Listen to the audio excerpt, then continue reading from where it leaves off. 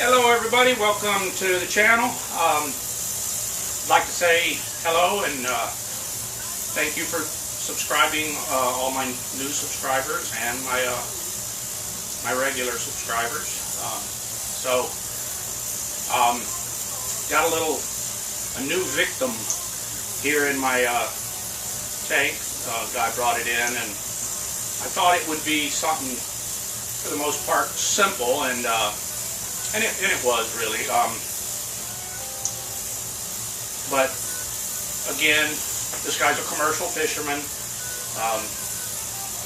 He has a fishing set net site for salmon on the south end of the island, and saltwater abuse, commercial use.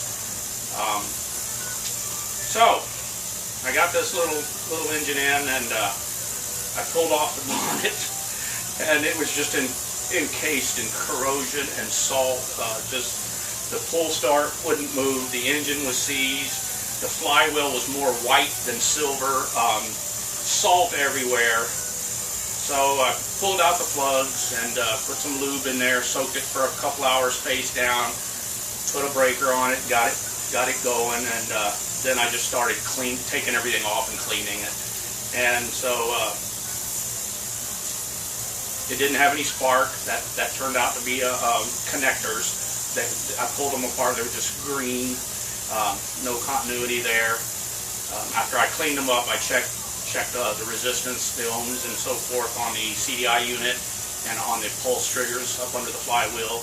It was all good. It was just dirty connections, salty, corroded connections. Cleaned all that up, and I got spark. So. Pulled apart the recoil starter. It was just salt. Cleaned it all up. What I do with those actually after I brush them off and everything is I just throw them in my outboard tank. It's got a lot of oily water and yummy stuff that mechanical things like in that water. So I just throw it in there, let it soak overnight. And I did the same thing to the flywheel. Cleaned it as best I could with wire brushes, compressed air, bloom, into my tank. And the gear shift was stiff. Got lubrication down in there, working it, got it going. So now I've got spark. I did a compression test because I was worried about the rings being seized in the slots on the piston. But nope, I got like 135 and 140 top and bottom. So plenty good compression. And I had spark, and I said, well, time to see if this thing will pop. So I put it all back together, and I just squirted some Pop Start Tri-Flow right into the intake, right into the reeds. And put her in my tank, pulled her over, she smoke everywhere, but it did come to life, so that told me it's going to run. And I'll show you this little guy. I also got the carburetor right now in my ultrasonic cleaner. I got it cooking away in there. But here's the little engine. And keep in mind, this is after a thorough cleanup. Alright, hopefully you can see that. Yeah, that's after a thorough cleaning. So it's this whole white corrosion stuff here. You can see that everything was encased in it. But she turns over good now, and so tomorrow after I get the carburetor, I'll probably do a little more cleaning on it, and then so now what is it? That's the next question. What are you looking at there? Okay, let's look. Let me get you back over here. All right.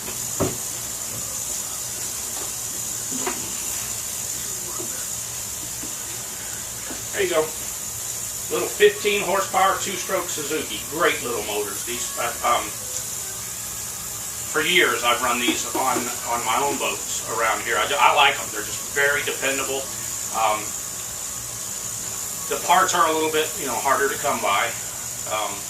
But I really like them, and this is a nice little 15, and like I said, commercial use, so they just beat them to pieces, but great little motors, and I'm confident that this one will turn out going just fine. It's got good compression, good spark.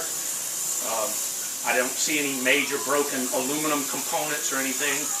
The shifter's easing up now just by putting it in the water and letting the water flood in there, and my tank being all oily and everything, that helps that. And a lot of times I'll get one of these really salty ones just like this, and I put it in my tank. I hang it on the hanger, lift it into the tank, and I'll let that thing soak in that thing, the lower unit soak overnight before I even try and pull the recoil over. Because if the impeller's all salty and everything, which it is, if it's all salty and you pull that over dry and that rubber is adhered to the cup inside the water pump housing, you're liable to just break off whatever rubber's left, or so it's a good idea to let them soak in a liquid solution overnight. So I let that one soak overnight, and then I sprayed super clean all over everything, let that soak overnight, and then started cleaning it up this morning. And like I said, she's already popped over and everything. The carburetor, no exception. It was filthy. I took out the bowl, white powder came out of it. But it's in my ultrasonic cleaner, which is heated. I have a heater on this thing. This thing it goes just right to the boiling point, so it gets really hot if I leave that heater on. And so I got the carburetor all apart. I disassembled it as far as you can go. All the jets come out, all the needles come out, Welch plugs come out, everything comes out. Got it cleaning in there. The only concern I have with these Suzukis is the fuel pump is attached directly to the carburetor. And when I say concern, if anything's going to fail, it's the diaphragm in the fuel pump. So I might have to order a fuel pump kit for it. No big deal there. So once I get it all back together and up and running, I'll do a start video for you, and we'll see how it goes. So let me get her back together. And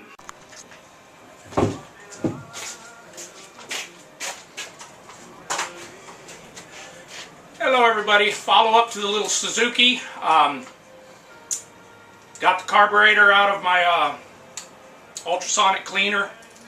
Got everything working, all the butterflies were frozen stiff and so forth. Got them all undone. Put everything back together. And now it's time to give this thing a little quick test start. So let me get set up here and we'll give her a run.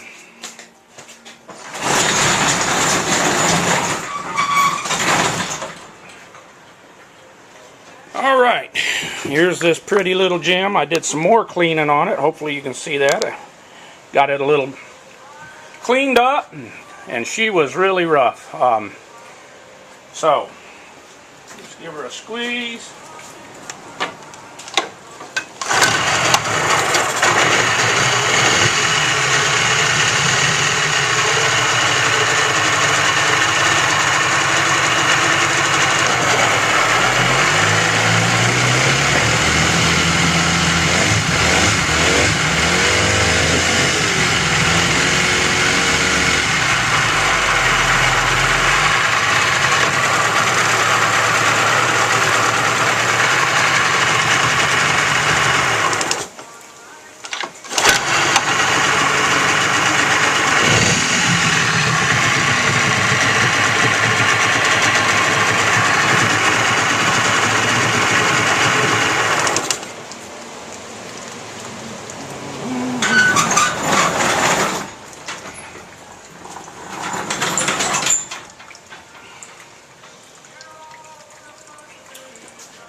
Hopefully you can see that.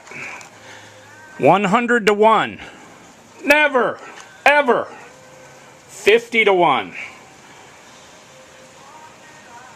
I've seen those 100 to 1 stickers on Suzuki's, Yamahas, and Evinrude Johnson. You can see how bad this engine was. Look at that. The whole, if you see this white powdery, the whole motor and pull start and everything was encased in that stuff. Luckily, the tiller handle is, even though it's got that hole with that crud in it, it don't seem to be affecting it at all, so I just left it because I didn't want to make it any worse. But beautiful little engine. Once I got all the neglect off of it, seems to run pretty good, shift good, pull starts easy. I do have to take and put a choke lever on it yet, But like I said, save them parts. Ah, look. There's my choke lever. A lot of other good parts on that. That's kind of funny on that little motor right there. That's a Suzuki. Different paint scheme and all than this other one. But guess what? That's a 16 horsepower. A DT16. So it's an older one. Got a big hole in the in the lower unit, but the propeller still looks good. A lot of good parts. I already took the pull start off of it. A lot of good stuff on that one. The whole transom clamp's good. So, save them parts. Let me go ahead and shut this. Yeah, I was able to bring that one back. It was that close to not being able to come back cost effectively anyway, because it was so corroded. I was worried that the carburetor, that I wasn't going to be able to get it clean, because even after the ultrasonic cleaning and so forth, I had to soak this carburetor in a mixture of 50% ATF, automatic transmission fluid, and 50% acetone. It took me 2 days of soaking and working those butterflies to get them to where they would finally work on their own with their springs. And I was real worried about that. But patience, don't ever force anything. If something's stuck like butterflies and you put a big set of vampire pliers on it or vice grips or whatnot and try and force it, it'll break. Guaranteed it will break.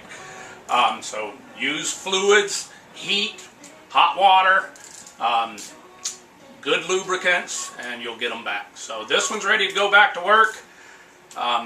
The owner got lucky on this one. He is going to get a higher bill because of the amount of cleaning I had to do on it. I spent a good hour and a half just cleaning the white corrosion and salt off of it. But we got it, got her to go. She seems to run pretty good, and he's ready. I can call him now and tell him to come pick it up and pay the bill. So luckily I've got a few of these parts engines, Suzuki's, that I can get little things like choke levers off and so forth, and so it's important to save them parts. So hopefully he'll be happy with it, and I want to say thank you for watching, and I ain't sure what my next video is going to be. I've got a couple in mind, so we'll see, but I'll get some up. So you guys, thanks for watching, and we'll talk at you later.